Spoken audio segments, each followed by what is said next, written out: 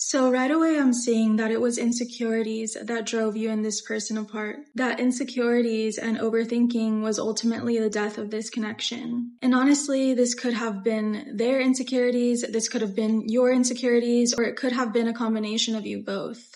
Either way, I'm getting that someone within this connection was definitely in a place where they were unsure of who and where they are at in their life, or this was the case when y'all were in each other's lives. And I'm also feeling like one of you could also have been wearing a mask in order to really hide your feelings. And if this was the case, I do feel like it was due to a fear of rejection. I'm feeling like one of you felt this need to perform or put on their best face in a sense, because there was this deep-rooted fear of what others may think of them or what you would think of them or what they would think of you. But of course, place yourself where you belong in this reading. But honestly, with the death card here, I feel that that's why things had to end between you, because if one or the both of you wasn't going to be willing to show up authentically, then this was never going to work. I'm also hearing something about Scorpio energy. Also, Leo energy could be significant in the sun, moon, rising, or Venus for either of you. But honestly, when I think of Leo or Scorpio energy, the insecure side of those zodiac signs, I see this desire to put on a mask or hide in a way as a form of protecting oneself. And so if there was a fear of rejection here or a fear of judgment, well then that makes sense, right? That one or the both of you wasn't truly ready to be seen. There's also something significant about the number 51 or 73 coming through. You might want to look up the spiritual significance of these numbers if they have shown up for you or if it resonates with you on any level. But let's see what else wants to come through. Okay, so if there was insecurities present, it's very likely that it was due to a lack of inner child healing, meaning someone was avoiding really going inside within themselves to explore those authentic feelings that may have been rejected or labeled as inappropriate or too much by other people. Whether this was in childhood and adolescence, at school, at home.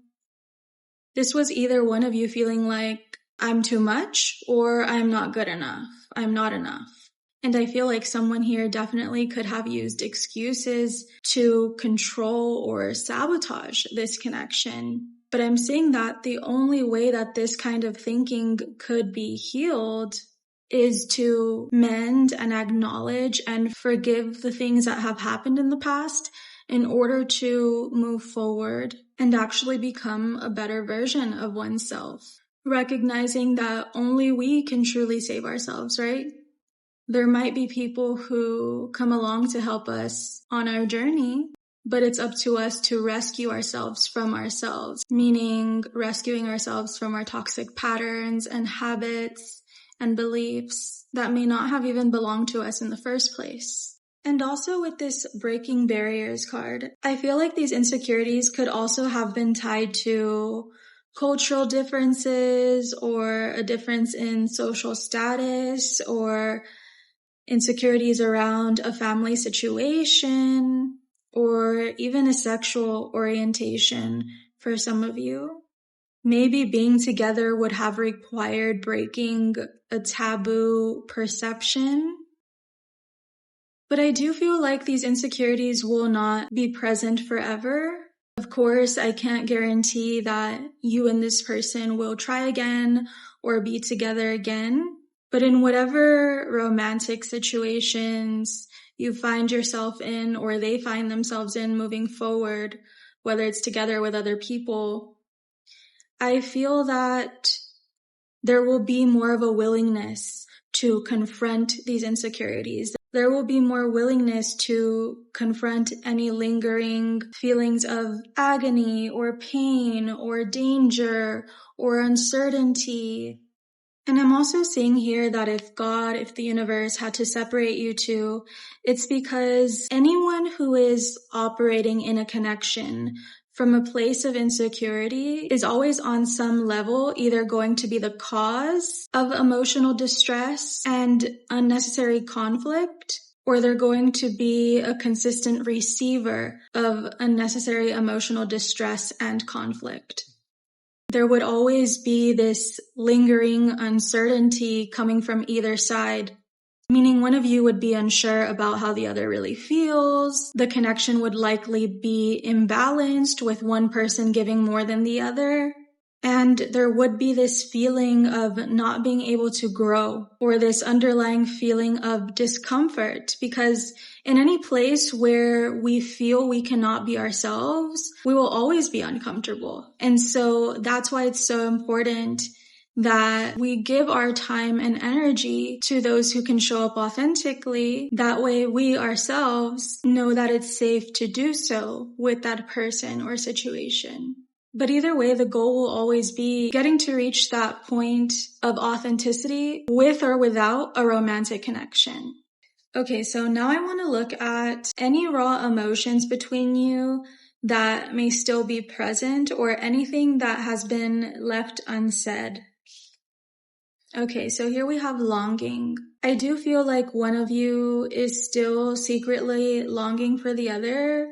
I mean, this could be both, but listen to your intuition. But what you have to understand is that when someone is longing or yearning, it's because there's something about the situation that doesn't have them feeling safe about expressing the fact that they are longing or yearning. And the fact that on this card it says secretly, this is still something that one wants to keep to themselves for whatever reason.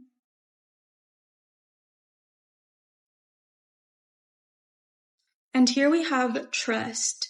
But I'm actually feeling a contradictory energy with this card, because it feels like there is a lack of trust, either on your side or on their side, or maybe both of you, to really trust in this connection and trust in this situation. Honestly, it feels like someone, even in this connection, was made to feel unsafe with being their true self or expressing their true feelings, or there was a feeling of judgment for it.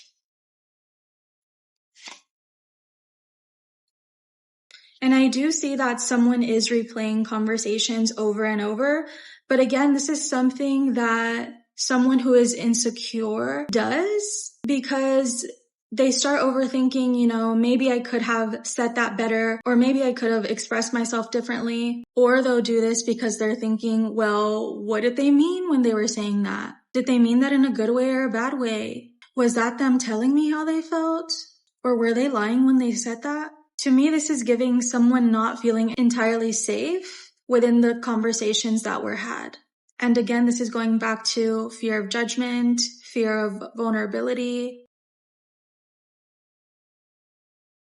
And if there was a conversation that went left, or things didn't go as planned, or plans didn't go as planned, I feel like there is an avoidance regarding remembering the details of that time, or remembering the details of that falling out, because it's painful. This is someone who, if they sit with what happened, they remember every detail, but they purposely try not to. And here we also have here and now. Your true love is already a part of your life, but it came out in the reversed position. So what I'm getting with this energy is that if you are in a separation with someone, now is not the time to assume that they're the one who got away. That could be the case for some of you, and there might be a chance for a reconciliation, but unless insecurities are fully looked at and there's a decision made to heal, to take the emotional and spiritual and practical steps to do so, it's very likely that God, the universe, will keep y'all apart if that does not happen. Because let's say that you are doing a lot of healing, or they're doing a lot of healing, but then the other person isn't, then that's a connection that will not be balanced and things will feel unfair. And so the message for either one of you is that instead of reminiscing on what might have been lost here, there's a message to focus on those who are showing up, whether that's your friends, whether that's your family, whether that's an online community. Focus on those who are choosing to be there or who are there when you need them. Now let's see if there's anything else you need to know. Okay, so here we have the Ace of Swords. The Ace of Swords speaks of clarity. Either this is clarity that is given to you directly from God, from the universe, or this is clarity that is given to you through the mouth of someone else. So in this case, this could represent knowing that someone else will speak their truth in time, or knowing that you might need to speak your truth without having any expectations regarding what the outcome will be if that truth is spoken. And then here we have the Six of Wands, but it came out sideways. So what this tells me is that if this is you wondering if this person will come forward and express something to you or confess something to you, right now it's looking like a maybe. It is not set in stone. And so I do feel like that's why you're being guided to not attach your emotions or your happiness or your ability to move on to a specific outcome. Because while some of you might get the recognition that you deserve in the form of truth, some of you will just have to accept that this truth will only come from God. It will only come from the universe. But that doesn't mean that love won't show up in a different form. Because here we have the Seven of Wands. Someone here is definitely still guarded. This could be you feeling this need to protect yourself in this way, or this could still be this other person keeping this fence up between y'all because they're not ready for this. And this could also be a message about needing to have boundaries as well, needing to stand firm on those boundaries. But here we have the Nine of Cups. I do feel that for whoever is watching, there is a wish that is going to be fulfilled, something that feels emotionally fulfilling. So it could be tied to this connection and to this person, or it could be tied to something completely different that you may not have felt like you wanted at first, but you realize that it's something you definitely needed. Okay, so that is what I have for you. I hope that you've enjoyed this reading. If you would like to book a personal reading with me, you can go ahead and click the link down below. That'll take you directly to my website. Other than that, I will see you all in the next video.